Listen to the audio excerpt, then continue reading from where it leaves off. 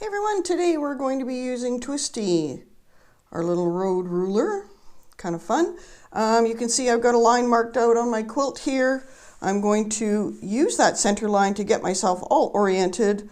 I am stitching today on my Bernina Q16 with my lift table. I'm going to start by bringing up my bobbin thread, do a couple locking stitches. Oh, kind of went out of line there. Make sure my needle is in the down position. I'm going to lift my ruler foot, bring that ruler right in there and bring it right back down.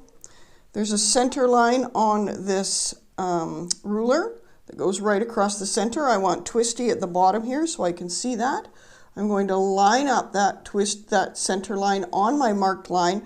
Now I started with the center of this one just because I want to show you how to go above and below the line depending on where you start. The nice thing about starting in the center is it gives your quilt a little bit of stability and less chance things are going to move and shift. So totally up to you. You can absolutely start at one corner and work through, but I find if I start at the center and work up and then come back and work down, it just makes things a little bit easier for me. And I also find that if I do that with the center, then my center is lined up perfectly. So when I'm using Twisty, you can see there's lots of little bits and sods that can move here. So I want to make sure as I go around that I've got a nice good grip on those so that they don't slip. You'll see I've got quite a bit of sticky tape on my ruler to make sure it stays nice and flat. I'm going to show you how to do this perfectly in alignment, but you can absolutely do this randomly all over your quilt. You don't need to do it this way. So I'm going to hold on to my ruler. My needle is lined up with the line that goes across here on Twisty. So I'm going to hold on to my ruler and I'm simply going to follow the path.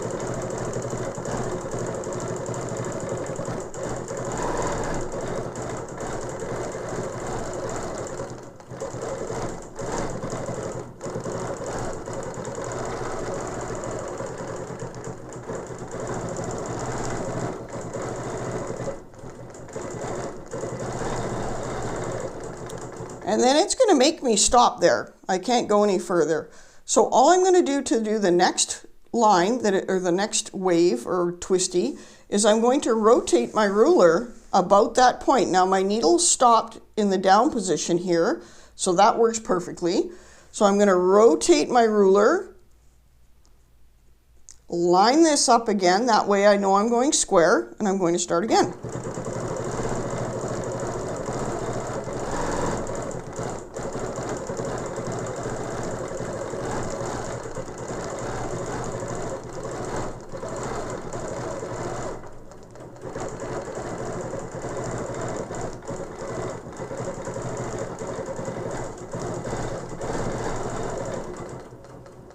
And I'm going to stop when my needle is in alignment with this line here.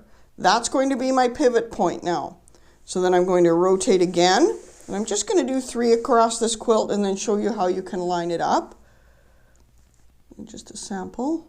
Okay, so I'm making sure that my needle is lined up with my line there. I'm going to hold on to my ruler.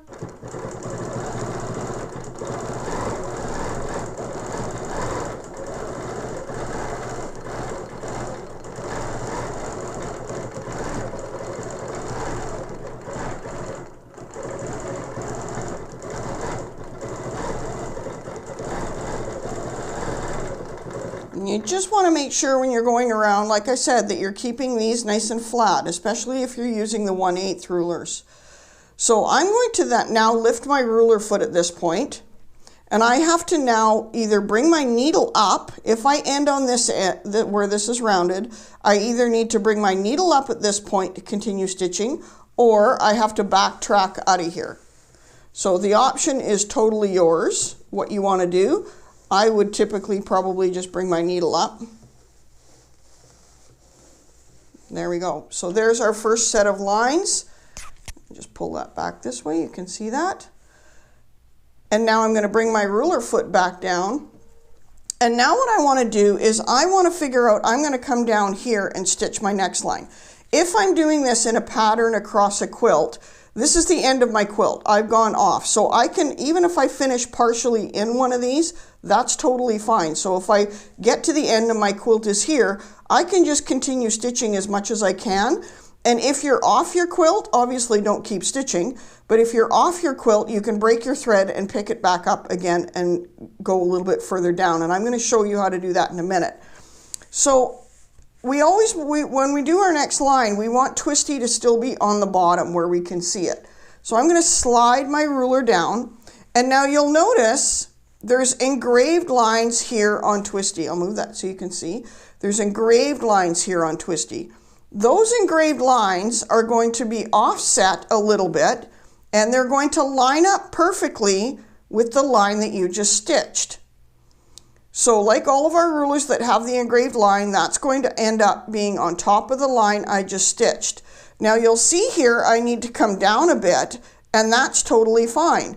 So I might want to turn this around this way and see if maybe I get a little further over to that side, because you can see again, I'm lined up there. And I like this idea better, this one better, because it's symmetrical. I like this better so that I can start in the center here. Now, if I'm off my quilt a bit here, so when I stitch straight down, let's do this. Stitch straight down.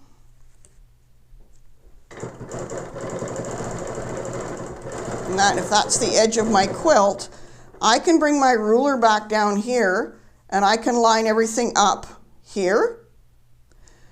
Or I can rotate this and I can go on this side. And that works perfectly. So what I want to do then is I want to come down and I want to start over here. Now because this is a meander design, I am just going to do a simple meander myself and go right into that spot there. Okay, and you can choose, if you're off your quilt, you can shift your ruler over that way more and line up a different line on here. And I'll show you how to do that on the next one, but you can shift it over and line up a different line, and that will work just as well. So I'm going to hold everything nice and tight here and then go back the other way.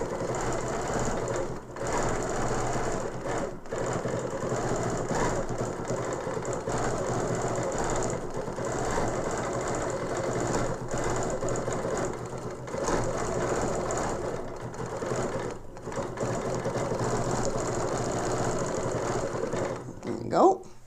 And then I'm going to rotate my ruler again, and you'll see that I line up with the lines above here. And you might need to adjust things a little bit, move your fabric, because as you're stitching, your fabric's moving. So just take a second to get realigned. Those threads out of there. Just take a second to get your fabric and your ruler realigned so that everything works out nicely at the end. And keep in mind, you're doing a meander. So if you're off by a couple stitches, it's not the end of the world. So keeping these flat parts, these center parts flat as you go around.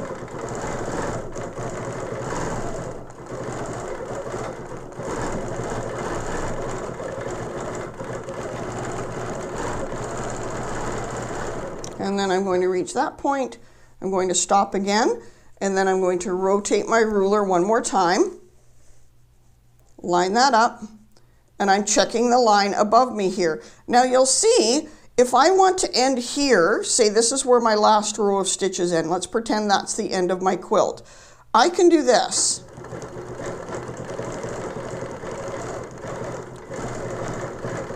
So say I want to end here. I can absolutely do that. So I can lock my stitches at this point. So let's just do that. I'm going to bring my thread up. It's a little bit different on your domestic machine. I'm going to bring my thread up here so I can get my bobbin thread out of the way. Hold on to that. Oops. Another locking stitch there. I've got my bobbin thread up there, and I've got my stitches locked. So I'm just going to get in there with a little tiny pair of scissors, and I'm going to cut that thread. Use my seam ripper because it's handy. And I've got the top and bobbin thread. You would actually pull your thread up there, give yourself good locking stitches, and pull up as much thread as you want. But if I want to keep my ruler nice and flat, And then I can lift my ruler foot and I can slide this along so that I know I ended there. I can bring this back over. Now be very careful when you do this and you bring your ruler foot back down. Okay, make sure you're in the center of that spot. And again, this is where you're going to bring your thread back up and lock your stitches just as you would on the beginning of your quilt. So I have the 72S ruler foot, which makes it easy for me to slide that thread underneath if I have to rethread my machine like I just did. So I'm going to hold onto this, do a couple locking stitches, put my needle back in the down position, so when I stop, I'm back in the down position. And then I'm going to hold onto my ruler, and I'm going to carry on that design.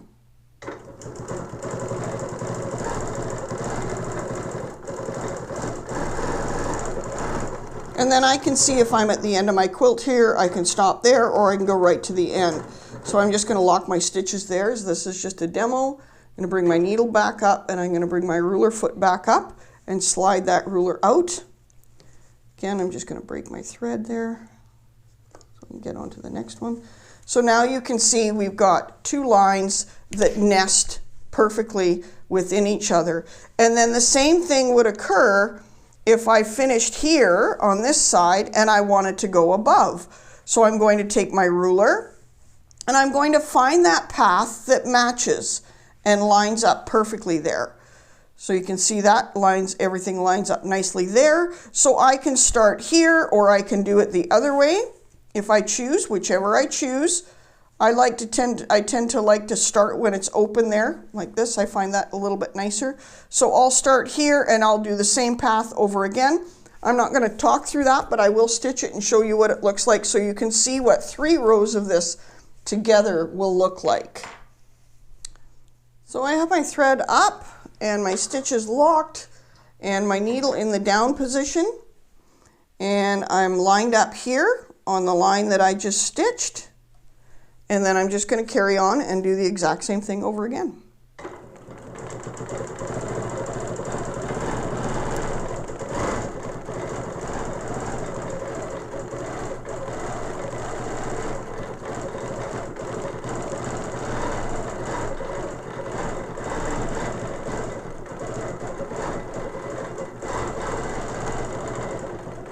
Stop when I get to there.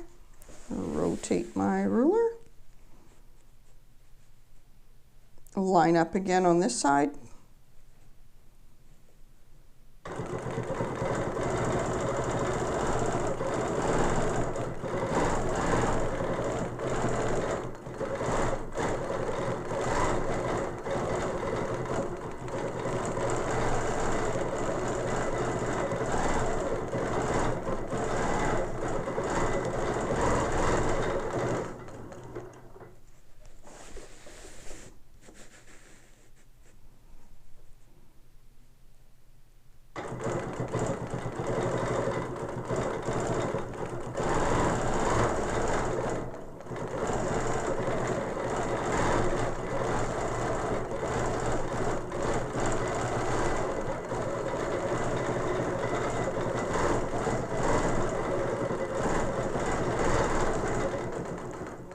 And there we go. So I'm just going to break my thread there, lift my ruler foot and my needle up so I can move that ruler for you to see.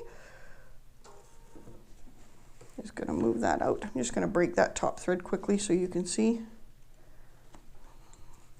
Move my ruler out of the way, and then this is what this looks like. So we end up with a really, really cute overall design, but it's perfectly evenly spaced. Again, you can take this ruler and you can randomly do it over your quilt and overlap it and create a whole bunch of different designs, but that's the basics of Twisty. So what you want to make sure of is you're holding down these little bits flat. You're making sure you're holding your ruler flat, and keep enough sticky tape on there so that when you're done your first design, you can rotate it and make sure everything lines up perfectly. So I hope you enjoyed this tutorial on Twisty. If you have any questions, please put them in the comments below or send us a message and we'd be happy to get back to you. Have an amazing day.